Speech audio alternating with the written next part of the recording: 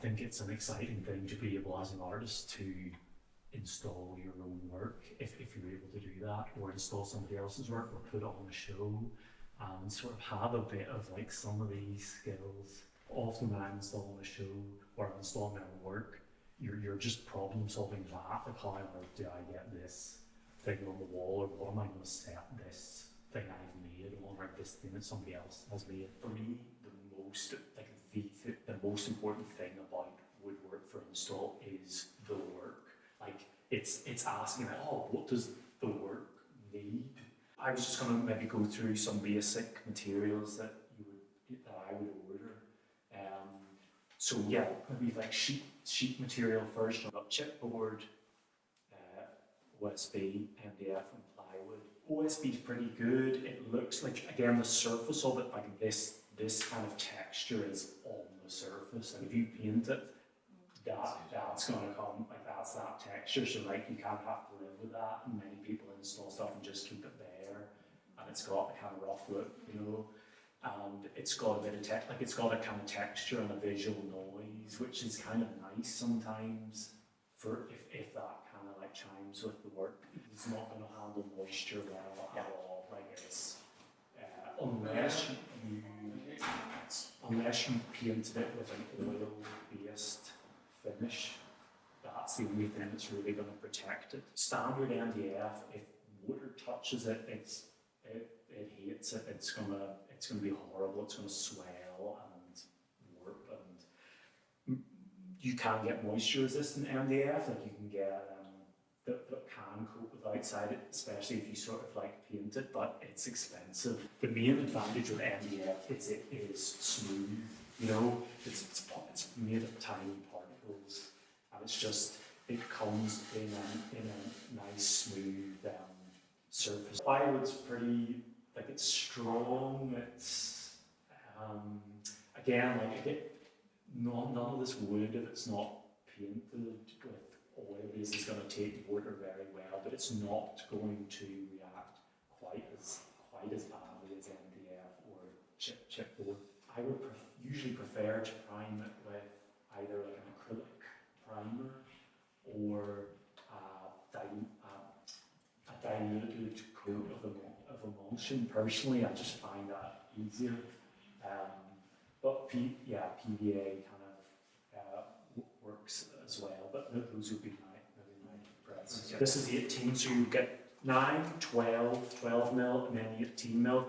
I'm thinking about your sheet material is your surface or your face, and then you're kind of my preference is always to have something structural behind that, you know. So I tend to not go for the thicker pieces because I don't want it to just do all the work unless it doesn't have to. So, but if we want it, if you say, oh, I want a shelf that is just that, you know, I don't want it to be chunky, I want it to be slim, then, you know, you need this material to kind of bring a bit more work.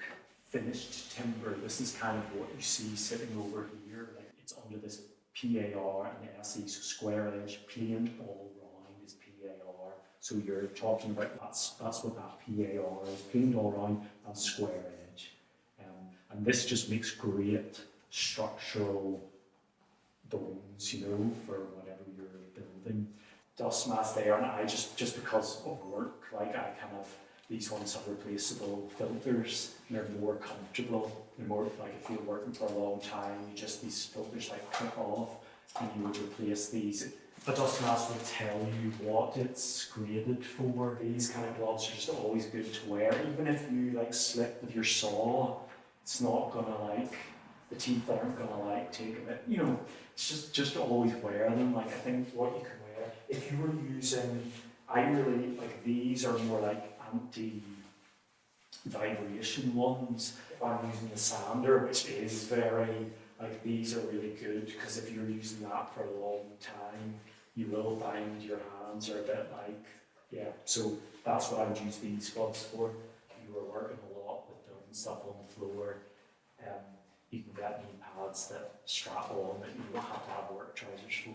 What I'm going to do is I'm going to clamp a batten as a guide that's going to run my saw. You could do that with a jigsaw, so your edge of your, exactly what I'm going to do here, you're clamping on a batten and you're just pressing the side of your saw against it. So a jigsaw would have, would have an edge as well, usually, that you can use as a bit of a guide if you want, if that's all you have access to.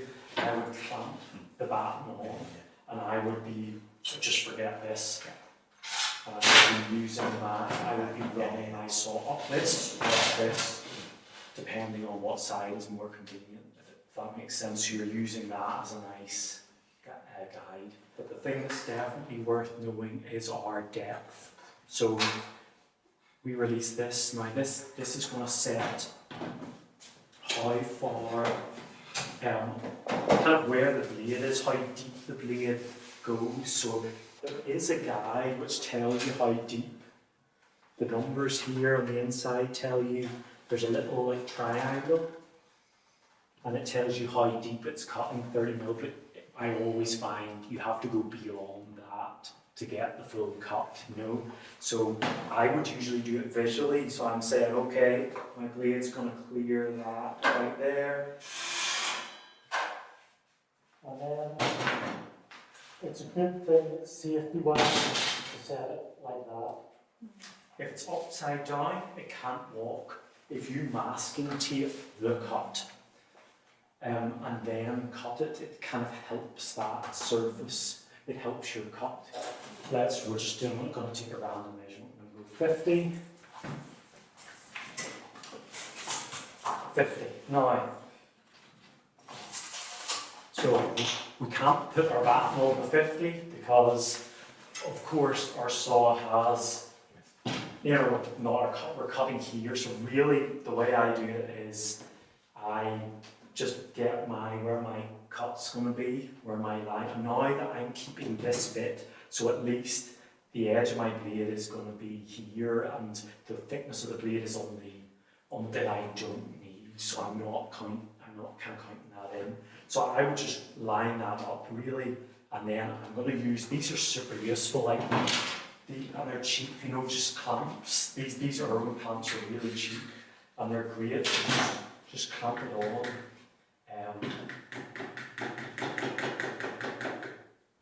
And then I will probably just measure to my line to get the other.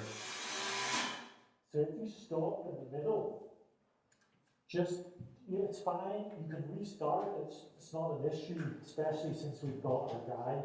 Just pull it back a bit. Don't start it while it's jammed in there, because it will throw back on you. So just pull it back a little bit. If we were attaching these on to the side, if we just screwed from our MDF in from the top into these, it's going to hold together, but it's going to be pretty wobbly, which is why you're using our battens. What we'll do is we're going to cut a batten for here and a batten for there. Line the set square up, just make sure this is kind of touching that edge to get it square. We'll run our line. If we're doing it by hand, since we're doing it by hand, it can be nice to sort of run it down here as well. So I have a sort of like guide on the bottom to kind of keep it straight.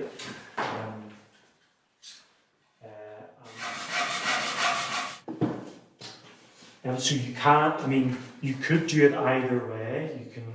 You could do it like this, or you could do it like this. If this, I'm imagining this upside down, and a lot of the force is coming down the way, and this is stronger. This is stronger like that than like this, So I would probably do it that way. Got my pilot board. And then I'm just lining my screw in. Start the screws on here first. And then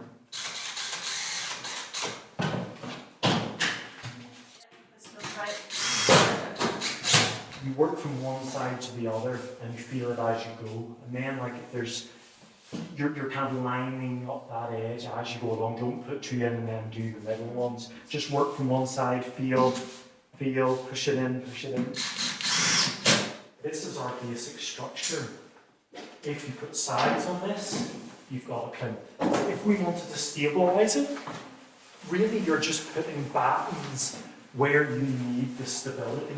So if we were worried about this working, or we want more stability here, the first thing we could do is measure this and put one along here. Again, we're using it this way around because the force is coming down. Like that's going to do a lot to make that a whole lot more stable. Even better, put one here, we put one here, and then we've got a, this is not good, then we've kind of got a frame, and so our board suddenly can't really move a lot at all. If we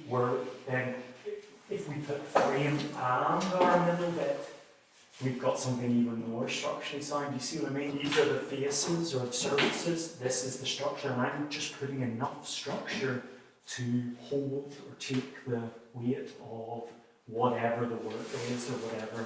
You can't really get away with much longer than this sort of distance without, especially with like a freestanding board. So you would be putting in a big version of this, you would maybe put, like if we imagine this is a big screen, we would be maybe putting 2 lengths in, and then we would cut maybe 3 bits to go in here, and suddenly our thing can't warp.